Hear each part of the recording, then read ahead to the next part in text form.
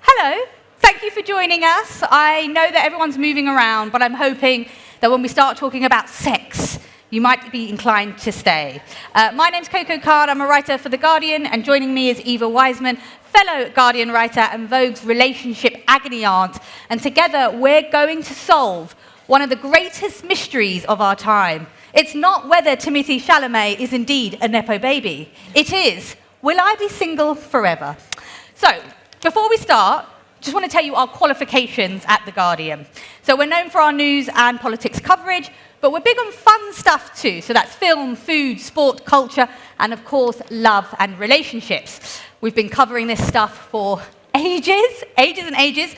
So if you haven't seen Blind Dates, that's our cult column where we literally put readers on blind dates.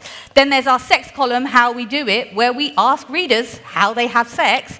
And we had a dating platform before Tinder was even a thought called Guardian Soulmates. So look, our readers love it. We love to give it to them. The relationship content is always in the top 10. And being a national publication, we always make sure our content covers the nation. So all ages, same-sex relationships, divorced couples, throuples, you name it, we're reaching far and wide. So we like to think we have the long view on dating and relationships.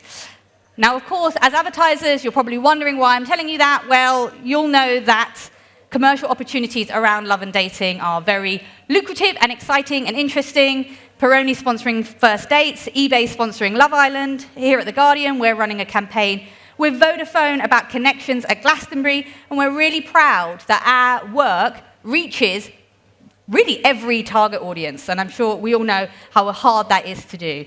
So, just a quick point, we're going to be talking more about this in our upcoming Shift Happens report. It will be landing in your inboxes in autumn. We're going to be using our first-party data to look at how people are finding joy and pleasure in life. Anyway, on to the big subject, why am I single? So this is a question you hear a lot, don't you, Eva? Yeah, it's by far the most asked question to my Vogue column. And what I've started doing is trying to kind of unpick it a bit and see what the actual question at its core is, because I think it's different for lots of people. It's about like desire or security, or will I be a failure? Will my parents be disappointed with me? Will I have children? It's things like that. And so it makes us, it kind of helps us kind of explore what singleness is today and how that's changing, I think. So, I mean, I guess the question is not so much about what is to be single, but what is to be coupled. And there's more ways to do that than ever, I suppose. Yeah, what is to be human as well, what it is to have connections with other people, and how to have relationships today as well, I think. Okay, so let's just run through some of these new models. Okay. So we've got, I've only learned about this recently, so LAT, living apart together? Living apart together, it's couples in long-term relationships, often in later life, who decide to live in separate houses. Mm-hmm. And then there's child-free, as opposed to child-enslaved. Which, yeah, chained. Which I think that one's self-explanatory, right? It's couples that decide they don't want to have children. And then there's ENM, the artist formerly known as polyamory. Yeah. ENM is Ethical non-monogamy. ethical non-monogamy. So just explain that to us. That's where you're allowed to have sex with other people. Right, okay. As I understand it. But just going back to that idea of like boy meets girl, and they fall in love and they be together forever. Do you think there's still a desire for that, even though we have all these other models? I mean, I'm just thinking about how, we've just come out of a period where Hollywood is not having sex scenes. People seem less interested in seeing that on screen. Do you think we still want that classic model? Yeah, I think we still do kind of yearn for that fairy tale romance, but I think increasingly we're understanding that maybe like that is the beginning of something rather than the end, and then it's up to us to kind of explore what happens next. Well, look, I'm happy to publicly reveal myself as the skeptic, stroke fuddy-duddy, in that I remain a bit skeptical about some of these models. Are we sure they are new models of romance, or are they just people settling for what they can, be okay with? Part of me thinks we're all settling in all our different ways, but I don't know, I love it. I love it because I'm like, gossipy and terrible and bored, and I love hearing about this stuff. So someone told me recently about how they drop their kids off at junior school at 10 to 9, and then they rush around to the infant school and meet the one fit dad and go back to his for sex. I'm imagining in his garden office. In the shoffice. I think so. And then she's on the tube by 10 and it's all fine, and it's sort of, I mean, cool we respect the sort of efficiency. I like that. Because I remember when we first started talking about this, and I was a bit sort of I don't know anyone who's happy with it. One of the points you said was that it speaks to a kind of broadening of our collective understanding about what a partner should be. Because a partner, traditionally, is everything to you. They're your therapist, your best friend, your lover, your whatever. And now we're outsourcing, I suppose. Yeah, I don't think it is traditional, actually. I think it's a really modern idea that your partner should be everything to you. And now we're sort of exploring why that isn't working, I guess, for lots of women. I mean, exploring models is something that, obviously, as a newspaper, we want to do. We want to do sensitively. We think it's important. Again, a signpost for our Saturday column, this is how we do it. It's quite interesting, because when they first launched that, they asked readers to write in and say, well, would you be comfortable telling us about your sex lives with your partner? And you both have to consent, and you'd both be interviewed. There's actually lots of people that said yes, but then as soon as you said, oh, you have to put your name to it, they were like, oh, no, I'm out, see you later. And it was something about, we're happy to talk about sex when it's other people, but not when it's ourselves.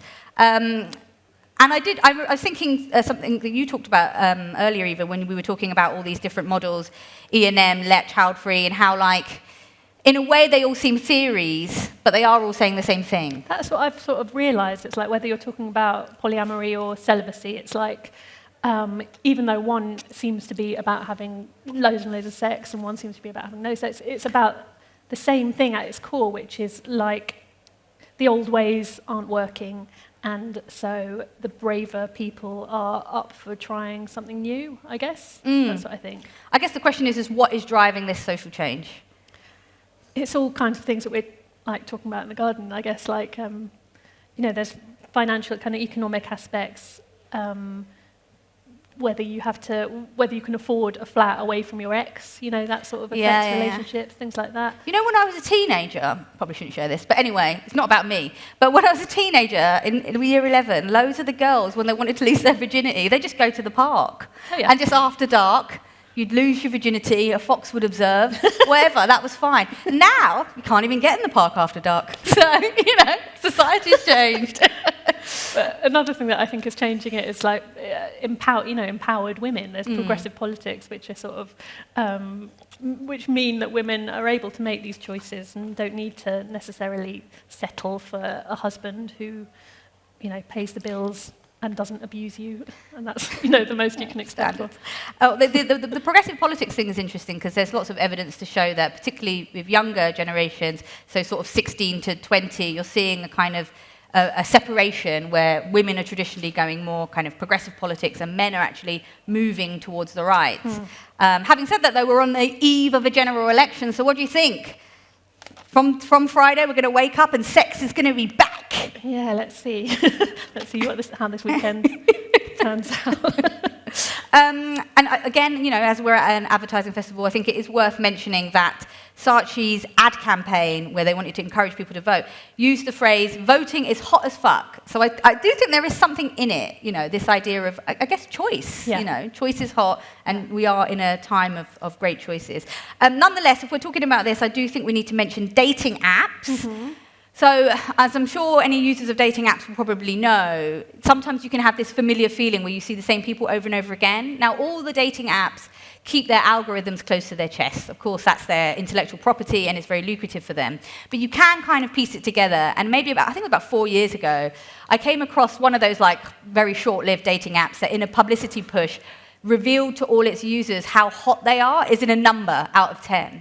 And it turns out when you dig into that the rating that an app gives you is part of many common algorithms in terms of the dating apps. So essentially, say I get given a number, say I get given a 6, they will only show me 5, 6, 7s. And so that sense, I had a mate saying to me the other day, being like, I've completed Manchester. I mean, you can't complete Manchester, that's not possible. But I think that feeling that she had which was I'm seeing the same people. It's because she was being shown Yeah. the same people. Obviously, the best thing about love is you don't know who you're going to meet, and you don't know who you're going to find attractive, and suddenly someone that's not your type is your type. And that's the beauty of it. And there's something about apps, I do worry how it entrenches kind of the worst bits of romance, because also when you look at the ratings, very sorry to say, that they tend to follow quite traditional hierarchies. So if you're rich, slim, blonde, 6 foot, size 8, you're going to rate high. If you're, maybe got disability, you're plus side, ethnic minorities, you rank low.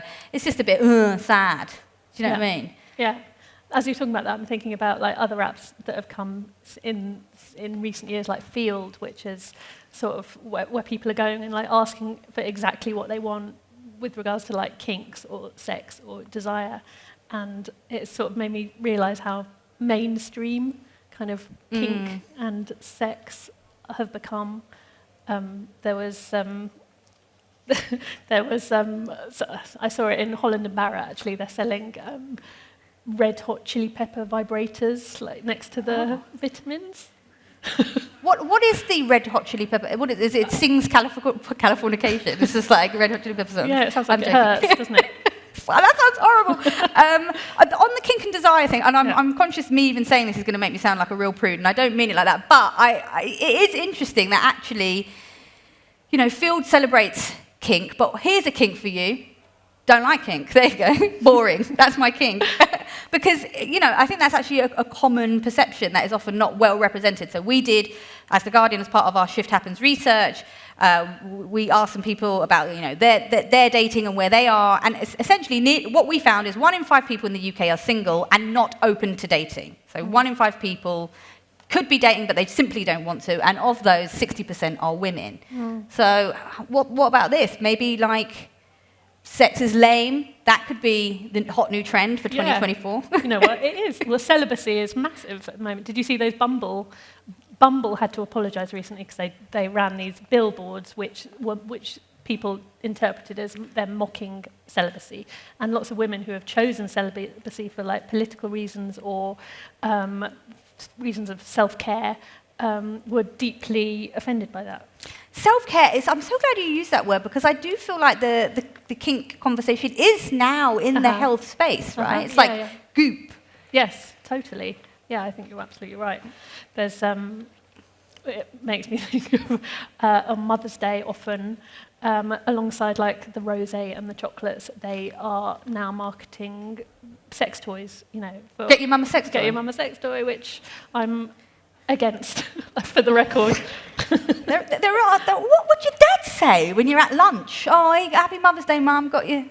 Well, what would you get him for Father's Day, do you reckon? Oh yeah, get your dad a fleshlight. Get your dad a fleshlight. This is not the future progressives want. So I think as well, when we're having this conversation, we do need to talk about masculinity.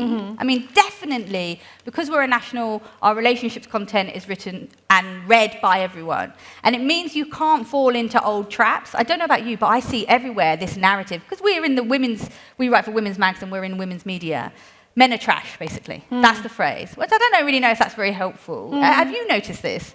Totally, and without wanting to boast, I was at Danny Dyer's house this week. And I probably shouldn't say it because it hasn't gone to press yet, but I interviewed him and we ended up talking about masculinity, and his thoughts were, as a manly man, he was saying that he reckons like Andrew Tate and that sort of incel culture is a direct response to, or they only exist because the media is portraying masculinity as toxic. Well, everyone thinks the media's fault, isn't it? But, it is interesting. And actually, I would say that says to me that we need more journalism in this space. We need more Guardian journalism in this space. Because, there is research to say algorithms promote distrust. So, like, I think it was The Economist. They were saying that they followed a pathway where it was a male user, and the male users were being served content that would essentially entrench their distrust of women. So it would be content about, like, did you hear about the guy who played a woman a compliment and then she did him for sexual harassment? Meanwhile, women will hear the thing, did you hear about the woman who just tried to take a cab and, tried to, drive her off a cliff or something? And so I think, in a way, actually, public service journalism is really, really important here, and something that we certainly are going to be doing more of at The Guardian. Anyway, this is bringing us to the end of our conversation, so the only thing left to answer is this question, Eva. Will we be single forever? I think what people want to hear is no, but I think the real answer is probably like maybe, but also that's okay because it's sort of what all these like relationship trends that we talked about earlier, what they tell us, you know, everyone regardless of age or sexuality or like relationship status or whatever, is that like it's possible to like chuck all those structures that haven't worked for us in the past up in the air and like pick up the pieces, see where they've landed, and like make new connections from that. And like that is quite lovely, I think, to me. Well, however you decide to love, all models are welcome and accepted. But we're going to be looking at it at The Guardian forever, really. It's such a big, important part of our lives and something that deserves proper journalism. So we'll keep doing it, and we'll also be updating all of our lovely friends in advertising with some of our research this autumn with our Shift Happens second edition. So please check that out. And in the meantime, love yourself any way you wish. Thank you. Do they want questions? Amazing.